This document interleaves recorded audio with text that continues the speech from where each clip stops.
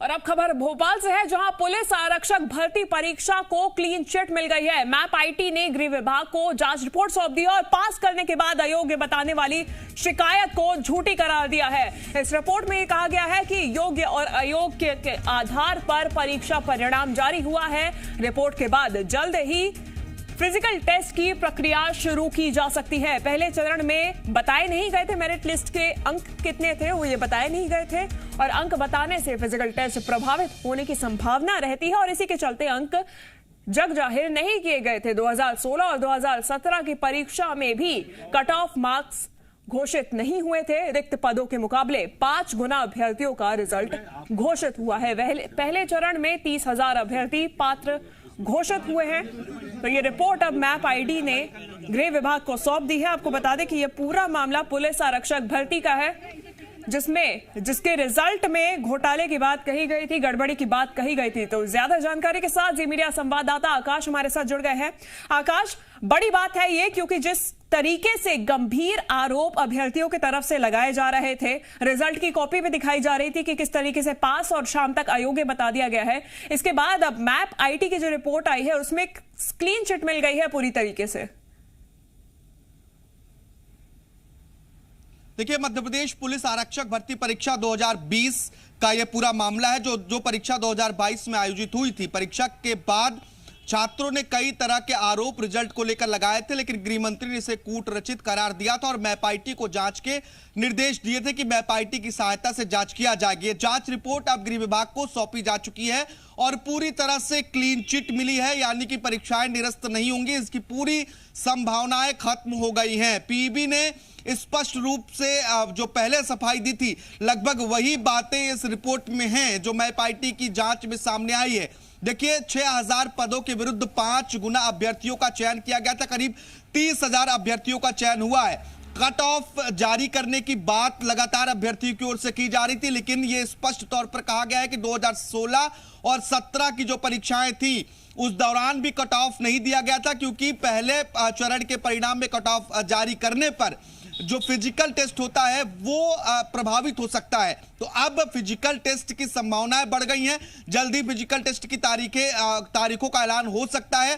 साथ ही map IT की इस रिपोर्ट में जो आरक्षण संबंधी सवाल उठाए गए थे उस पर जवाब ये दिया गया है कि जो महिलाओं के लिए आरक्षित सीटें थी, करीब 1700 के आसपास ये सीटें बताई जाती है, इसमें भी पूरे नियम का पालन किया गया है। इसमें लिखा गया है कि आरक्षण प्रावधानों के तहत महिलाओं की 1786 पदों के विरुद्ध 3694 महिला अभ्यर्थियों को पात्र घोषित किया गया है। देखिए, नॉर्मलाइजेशन को लेकर अभ्यर्थी सवाल उठा रहे थे। नॉर्मलाइजेशन को लेकर पीईबी ने इस जांच रिपोर्ट के बाद यह स्पष्ट कहा है कि जो नॉर्मलाइजेशन की प्रक्रिया पीईबी की है उसे बीते साल कोर्ट में चुनौती दी गई थी और नॉर्मलाइजेशन की प्रक्रिया को कोर्ट ने सही माना था। तो नॉर्मलाइजेशन पर सवाल उठाने का कोई अधिकार ही नहीं बनता है, कोई प्रश्न ही नहीं बनता है। तो ऐसे में अब पूरी तरह से क्लीन चिट मिली है, तो यह समझ लेना बहुत जरूरी है कि जो परीक्षा रद्द करने की मांग लगातार उठ रही थी, यह परीक्षा रद्द नहीं होगी। साथ ही फिजिकल टेस्ट जो होना है उसकी तारीख भी जल्द आ सकती है। देखिए, फिजिकल टेस्ट के बाद ही कट ऑफ मार्क्स की लिस्ट जारी होगी, यह स्पष्ट रूप से इस रिपोर्ट में कहा गया है। बिल्कुल आकाश, बहुत ही बुनियादी सवाल मैप आईटी ने अपनी जांच रिपोर्ट पेश की है। क्या प्रक्रिया इस्तेमाल की गई है, किस तरीके से यह जांच की रिपोर्ट पेश की गई है?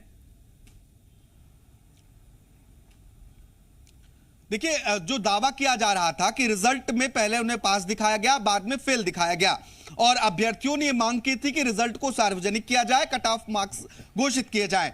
तो इस संबंध में यही बात सामने आई है कि जो रिजल्ट थे वो गलत हैं, क्योंकि जो वायरल रिजल्ट हो रहे हैं वो गलत हैं। इसमें स्पष्ट तौर पर कहा गया है कि पीईबी सिर्फ एक बार ही रिजल्ट जारी करता है और वो रिजल्ट साफ होता है। इस रिपोर्ट में इस बात का जिक्र किया गया है कि जब आपकी परीक्षा समाप्त होती है उसके बाद अंक शो होते हैं आपके मॉनिटर पर, उसके आधार पर आप दावे आपत्तियां उठा सकते हैं। यह बात भी इस रिपोर्ट में कही गई है, क्योंकि लगातार सवाल उसी बात को लेकर उठ रहे थे कि अंकों को सार्वजनिक किया जाए और रिजल्ट जो दोबारा जारी हुए हैं इसके लिए परीक्षा को निरस्त किया जाए। तो इस रिपोर्ट को सौंपने के बाद पूरी तरह से पीईबी को क्लीन चिट मिली है, यानी कि इस रिपोर्ट में कहा गया है कि पीईबी ने किसी भी प्रकार की गड़बड़ी नहीं की है। रिजल्ट में रिजल्ट सही तरीके से नियमानुसार जारी हुए हैं। इस रिपोर्ट में बिंदुवार तरीके से उन बातों को दर्शाया गया है जिनका पालन पीईबी ने किया है। बिल्कुल आकाश, अभ्यर्थियों की क्या प्रक्रिया सामने आई है, क्योंकि अब जब उन क्लीन चिट दे दी गई है पीईबी के रिजल्ट को, तो अभ्यर्थियों का जो ये दावा कर रहे थे, गंभीर आरोप लगा रहे थे कि उनको सुबह पास बाद में अयोग्य बता दिया गया, उनका अब क्या कहना है? देखिए, अब तक अभ्यर्थियों की ओर से प्रतिक्रिया सामने नहीं आई है, लेकिन अगर किसी के साथ इस प्रकार की समस्या उत्पन्न हुई है तो पीईबी ने पहले यह बात कही थी कि जिन लोगों के रिजल्ट में त्रुटि है वो पूरे साक्ष्यों के साथ पीईबी के बोर्ड कार्यालय में आवेदन करें, जिस पर उनकी शंका दूर की जा सके। यानी कि ये विद्यार्थियों के लिए, ये अभ्यर्थियों के लिए बहुत महत्वपूर्ण खबर है। जिनके साथ अगर इस प्रकार की दिक्कत हुई है वो इस खबर को ध्यान से सुन सकते हैं, क्योंकि अगर उन्हें 2 बार रिजल्ट मिले हैं तो पीईबी के बोर्ड कार्यालय में जाकर आवेदन कर सकते हैं।